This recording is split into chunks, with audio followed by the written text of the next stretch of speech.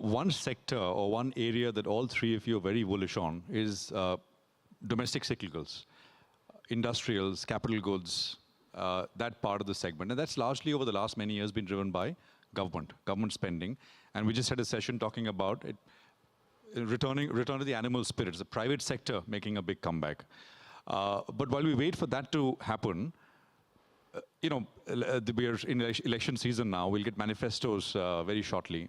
And maybe they'll be well detailed with what the next agenda, etc., is going to be.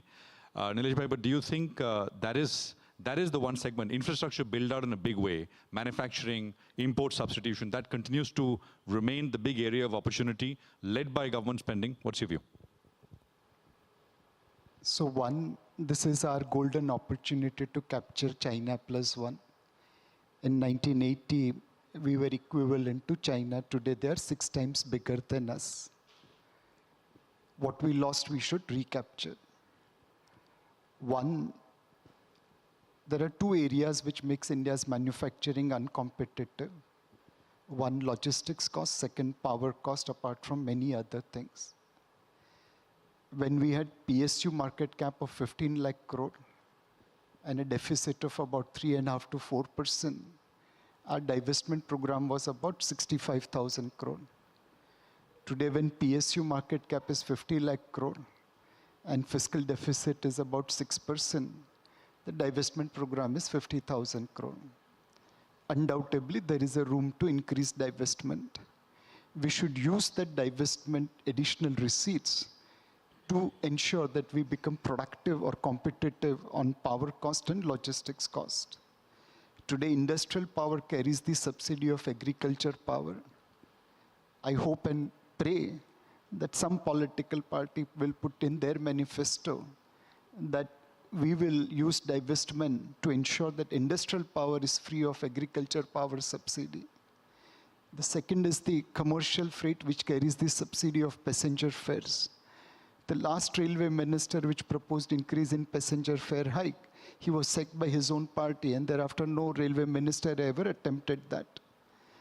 Again, use divestment proceeds to take out subsidy of passenger fare from commercial freight. You take this over a period of time. You can't do it in 1 year, understand that. But over a period of time, and let Indian manufacturing become competitive to the world, go and capture China plus one. In 1 minute, I'll say what we have missed and what we should not miss. Samsung came to India long before they went to Vietnam. They are today India's largest consumer durable company. They have done very well over here. They run India, world's largest single location mobile handset manufacturing plant in Noida. But they went to Vietnam much later after coming to India. They make in Vietnam to sell all over the world. What's their turnover in Vietnam? About 6 lakh crore. It's 6 times higher than India. Is Vietnam 6 times bigger than India? No, it's 1/12 size of India. They contribute about 28% of GDP in Vietnam.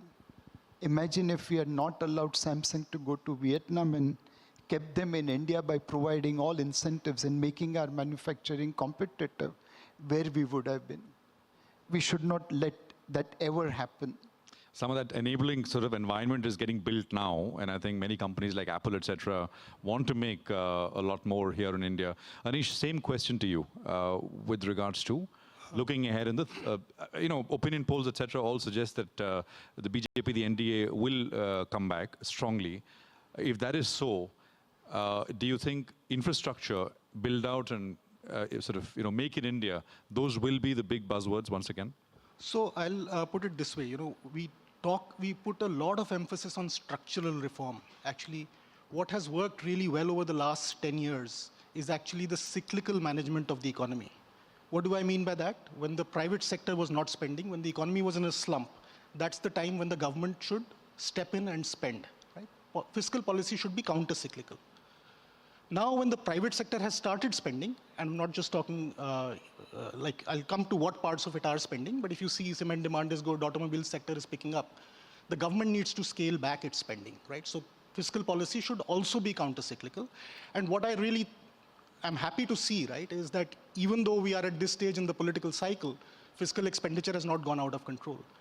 And it's actually very tempting to do that because when the economy picks up, your tax revenues grow and you feel, oh, you are entitled to spend. But actually when the economy picks up, the government should be cutting spending. So I would not want a big spending boost from the government at this stage. Urban infrastructure is important, that should get built. If urban infrastructure is built, home building will happen, people will build homes, right? And the investment cycle will pick up once people build homes. The only one point I'd make, right, there is no inherent merit in exports. You ultimately need exports because to pay for your imports, right? There's no inherent merit in them, right? And I actually don't think Indian manufacturing has done badly. If you look at pharmaceuticals, 1/3 of the drugs consumed in the US are made in India. We export automobiles, right? So the point I'm making is the external account is in balance. We want to attract capital into the country, which by definition means we will run a current account deficit. That's mathematical, right? Once we run a current account deficit, we'll be exporting some stuff, we'll be importing some stuff. We are very good at services, so we export services and we import some manufactured goods. It's not the end of the world. I don't worry about that. Manufacturing will grow if house building grows.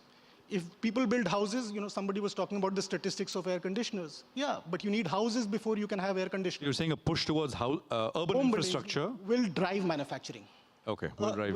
Urban infrastructure will drive home building, which in turn will drive manufacturing because there will be domestic demand. And that is, of course, a huge, long value chain, right? Exactly. Consumer durables, of course, as well. Yeah. In that chain. Absolutely, right? If you, today, you have cars and you have automobiles produced in India because those are like cars, pharmaceuticals, these are things that don't depend on the size of your house. Right? You park your car, you park your two-wheeler outside the house. Everything else depends on the size of your house. How many clothes you can consume, how many shoes you can buy, depends on the size of your house. So if you get urbanization right, if you get home building right, manufacturing will follow. People will build if there is demand for it, right. is my simple point. Prashant, very briefly, same question to you. What's going to be the agenda and the investment implication then? I think I agree that the focus on, it's reasonable to expect the focus on industrialization and infrastructure build out would continue. I would just add that over the last 5-10 years that we've seen this pick up has been aided by the improvement in soft infrastructure as well. So what I mean by that is ease of doing business. We went from 142nd to 62 the last time that was published, and maybe by now we are something like 25, 35 or something. But we should continue, relentlessly on that front. We would not accept to be 25th best cricket playing country. And with same kind of, attachment with ease of doing business, we should continue on that path. And that is what then enables physical infrastructure build out as well. Gentlemen, I have a lot more questions, but we're out of time. So thank you all for joining us here on Chasing Alpha. I mean, I dare say for the last couple of years, Alpha has been chasing us. And I just hope that situation continues. Nilesh Bhai, Anish, Prashant, thank you very much for joining us with that enlightening chat.